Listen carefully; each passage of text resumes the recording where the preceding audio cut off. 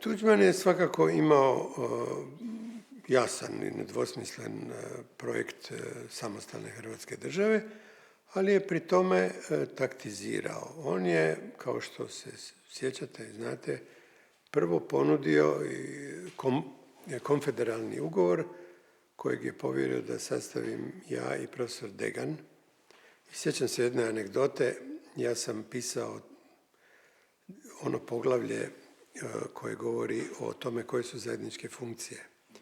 A vidio sam ih, te buduće konfederacije, a vidio sam ih naravno u vanjskoj politici i u obrani.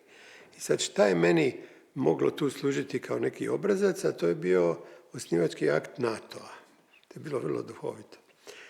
I ja sam bio naravno mlad čovjek i naivan, nisam imao tako široki i duboki pogled i analizu svih tih povijesnih procesa. Ja sam prepisao nekoliko odredbi iz ugovora osnivačkom o NATO-a, u kojem jedna odredba kaže ovaj ugovor će vrijediti na 20 godina. I ja svoj prijedlog, dakle zajednički prijedlog sa profesorom Deganom, on je jedno pola ili 2/3 napisao, ja 1/3, predao sam Tuđmanu. Predamnom su sjedili Manolić, Šarinić i Tuđman. I čitaju članak po članak. I kažu dobro, može, ok. I dođu do ove, pazite, oni su bili 3 koji su o svemu odlučivali. To je bila ta trojka. I piše, ovaj ugovor vrijedi na 20 godina. Oni svi 3 prasnu u smijeh. A ja, zašto, jel da? Kakvih 20 godina? 5 godina.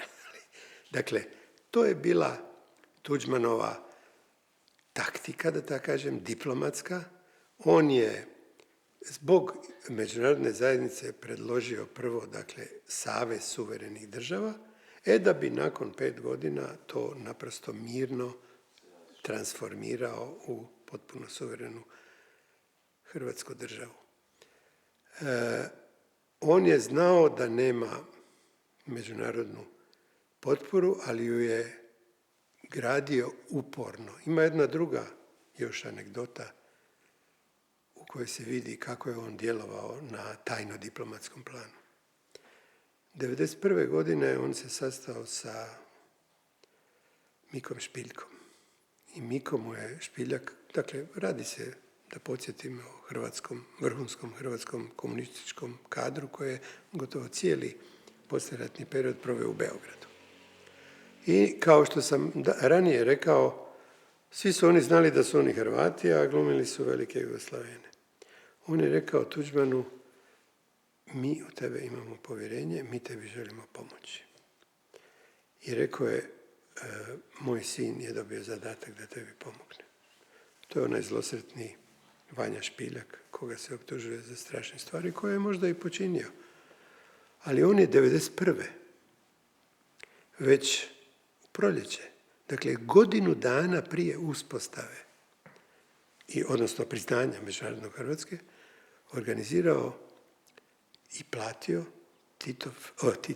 Tuđmanov put u Davos na Svjetski ekonomski forum. Tamo se on sastao sa 20 državnika i održao diskretne razgovore. Najvažniji među njima bio razgovor sa Wernerom, generalnim sekretarom NATO-a.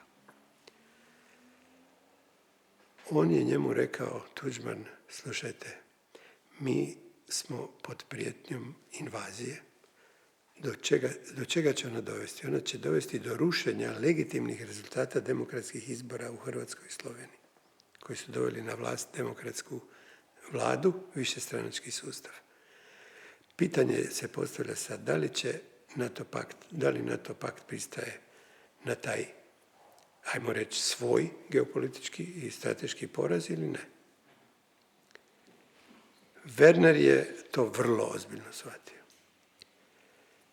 I Tuđman se vratio, bio je vrlo zadovoljan sa tom posjetom i to je jedna, recimo tako, od... Onda, na primjer, mene je poslao u Kataloniju, u Barcelonu, da se konzultiram sa legendarnim vođom katalonskog pokreta.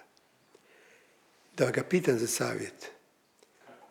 Kako oni gledaju na svoje osamostaljenje i šta on preporuča njemu. Dakle, to je bio rujan, mislim, 90. I on je čitao to Tuđmanovo pismo, kršio ruke, kimao glavom i rekao: sve shvaćam, teška je situacija, dramatična, odlučujuća, ovo je povijesni trenutak. Nažalost, za nas Katalonce prekasno, jer mi sve možemo postići u parlamentu u Madridu. Ali za vas, Hrvate, to je zadnji vlak. Uskočite u zadnji vagon osamostaljenja, jer ćete inače ostati vječno zaključani u komunističkom sustavu i pod vlašću hegemonista Miloševića.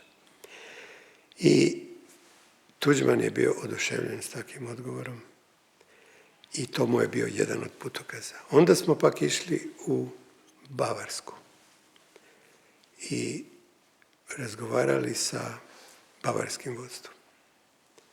Tamo isto dobio jednu vrlo slikovitu i značajnu sugestiju. Rekao je: mi Bavarci imamo, naravno mi isto nemamo problema sa Berlinom, sa tom saveznom vladom i tako dalje, ali imamo svoje predstavništvo u Briselu, kao slobodna država Bavarska. Zašto bi vi imali odnos sa Europskom unijom preko Beograda, kad možete imati direktno Zagreb, Brisel? To je Tuđmana isto nasmijalo. To je toliko evidentno da se ne može zanemariti.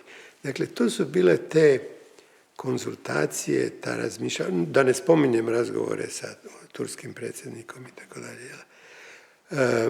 To su bile te konzultacije, to je bila ta tiha diplomacija, to je bilo jedno, rekao bih, obrazovanje uz rad Tuđmana za najveće odluke koje će donijeti.